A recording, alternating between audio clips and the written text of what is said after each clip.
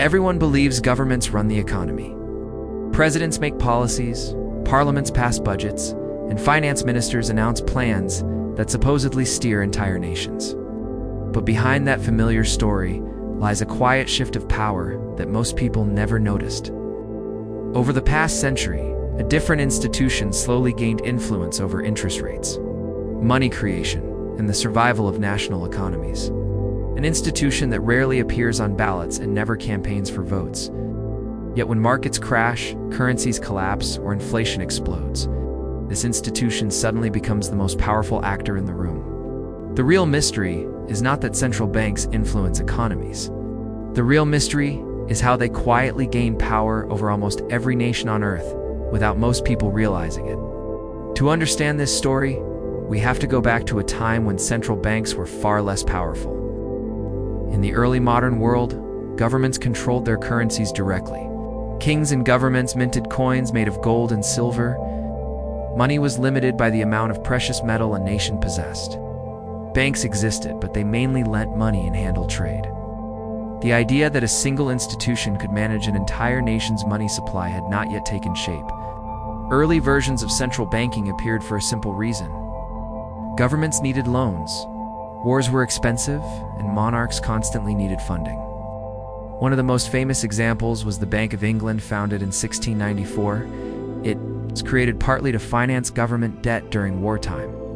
In return for lending money, certain banks were given special privileges. One of those privileges was the ability to issue banknotes.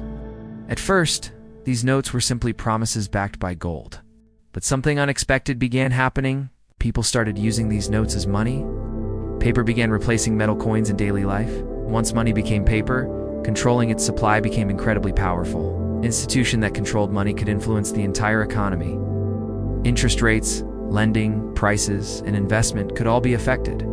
At first, governments still held most of the authority, but economic crises slowly began changing that balance. During the late 1800s and early 1900s, industrial economies expanded rapidly. Factories, railways, and global trade created massive financial networks, but those systems were fragile. Bank runs and financial panics regularly shook entire countries. One of the most famous was the Panic of 1907 in the United States. Banks collapsed, and credit markets froze almost overnight. Businesses could not borrow money. People rushed to withdraw their savings. The entire financial system teetered on the edge of collapse. A powerful banker named J.P. Morgan helped coordinate emergency loans to stabilize the system. But the crisis terrified political and financial leaders. They realized something alarming. The system depended too heavily on private bankers acting during emergencies. Many leaders concluded that a central authority was needed, an institution capable of stabilizing financial markets during crises. Just a few years later, the United States created the Federal Reserve in 1913. Similar central banks already existed in Europe, but now the model was spreading across the world. The central bank would act as a lender of last resort. When banks faced collapse, the central bank could provide emergency liquidity. On paper, this seemed like a safety system. But it also created something new, a powerful institution capable of expanding the money supply. At first, that power was limited. Most currencies were still tied to gold. Central banks had to maintain gold reserves to support the money they issued. But global events soon changed everything. World War I shattered financial systems across Europe. Governments printed massive amounts of money to fund the war. Gold constraints began weakening. Then came the Great Depression in the 1930s. Banks collapsed across multiple countries. Unemployment exploded. Economic systems broke down. Governments and central banks desperately searched for solutions. Some economists began arguing that the gold standard was too restrictive. They believed economies needed flexible money creation. Over the following decades, gold constraints slowly disappeared. The final break came in 1971. The United States ended the convertibility of the dollar into gold. This decision effectively ended the global gold standard. From that moment on, money became something very different. Currencies were no longer tied to physical metal. They became fiat money, money created by government authority and managed by central banks. With this shift, central banks gained enormous influence. They could adjust interest rates to control borrowing.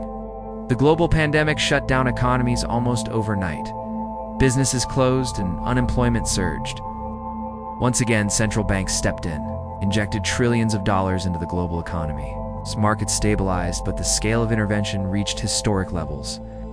Today, central banks influence nearly every part of economic life. Their decisions affect mortgages, business loans, and government debt. Interest rate changes ripple through stock markets and housing markets.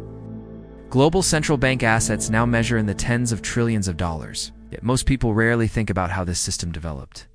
Democracies elect political leaders, but central bank officials are not elected by voters.